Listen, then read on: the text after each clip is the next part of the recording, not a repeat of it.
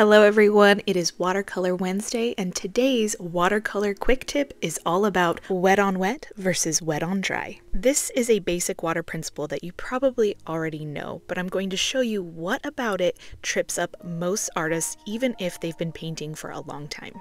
Let's first start by defining these principles. The first one, wet on wet, is anytime you have wet paper that you are dropping wet paint into. So that could be clean water, as in this example, we wet the paper and then we are picking up paint and dropping that into the wet area. This seems like one of those principles that is very obvious, everybody should understand, but a lot of the time, whether you're a beginner or an advanced artist, this can really trip you up because if you're not using the right amount of water to paint ratio, it can look completely different. So the right amount totally depends on what you're painting. So what I would do is an experiment. Practice putting down different amounts of water and then dropping in different amounts of water to pigment ratio into that water. So wet on wet at different levels and see what you like best. How does the water and paint react depending on how much water versus how much paint you're dropping in?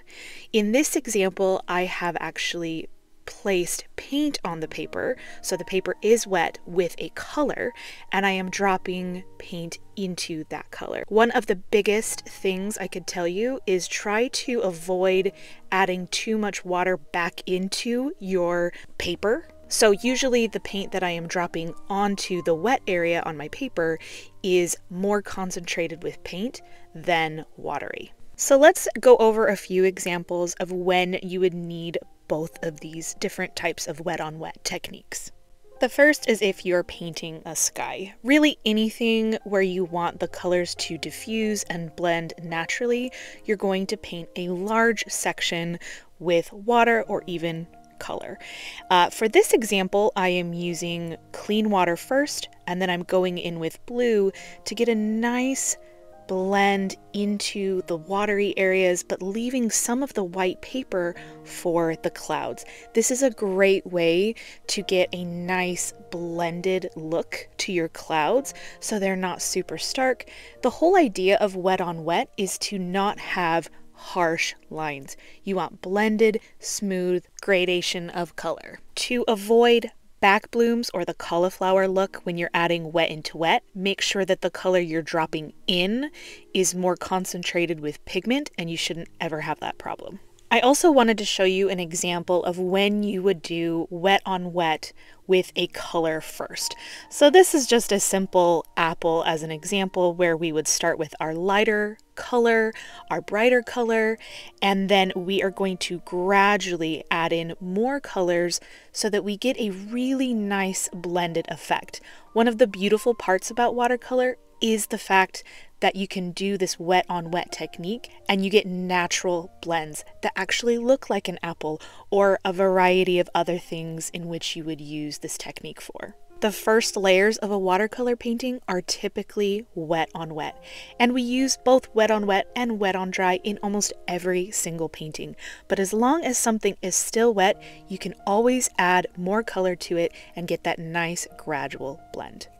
So now let's move on to wet on dry.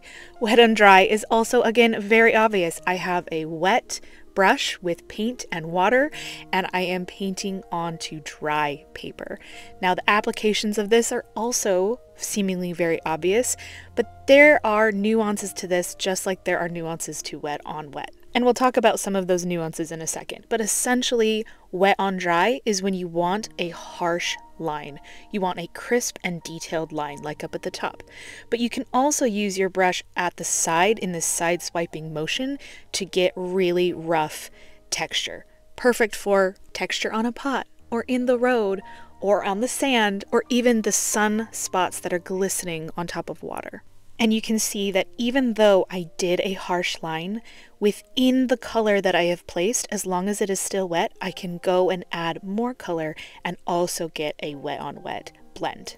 So let's talk about the application for this, because in the top example where I painted those leaves, it's very obvious that I wanted a harsh line, I got a leaf. But when I'm painting a landscape in watercolor, Typically, I use the wet on wet technique first. So in this example, I want to show you how I would paint like a bush and get those textured hard lines, but we first have to start with the wet on wet technique. So typically, almost everything starts with some kind of wet on wet technique with a nice blend, and then once it dries, I'm able to go through with a darker or lighter wash of color and add texture and add detail. Wet on dry is where the detail and the hard lines come in. If your paper is still wet when you try to add detail, you're going to get more of an effect like the wet on wet, which is not usually what you want when you want to add detail that is sharp and crisp. And this is something that beginner and advanced watercolor artists alike find hard, is knowing when your paper is dry enough to add the details and when your paper is still wet enough to add the blend. You can always go back and add clean water or another color to get the blending effect.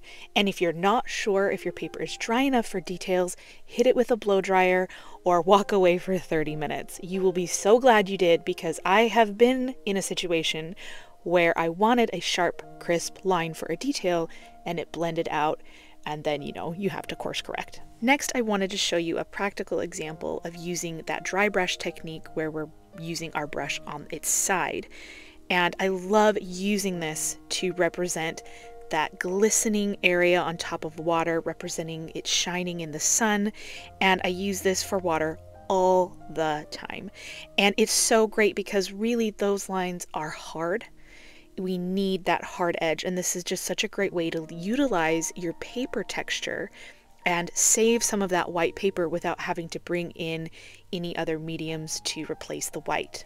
And you can see I'm also using wet on wet.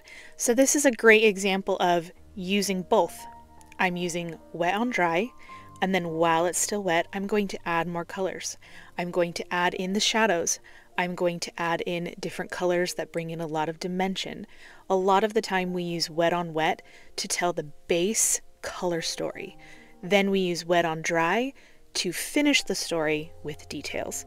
So I've got the sand layer dry now, and with wet on dry on top of paint. My paper is dry, but my brush is wet. We're going through and adding the shadows kind of under the foam of the water. If we added this while it was still wet, it's going to blend too much, and we need that stark line to tell the story of the shadow. And then we can use this same dry brush technique on top of the sand to create texture in the sand. So there are so many different ways to use wet on wet and wet on dry, and we typically use them together simultaneously. You need both. One is not better than the other. All right, let's review our quick tip of wet on wet versus wet on dry.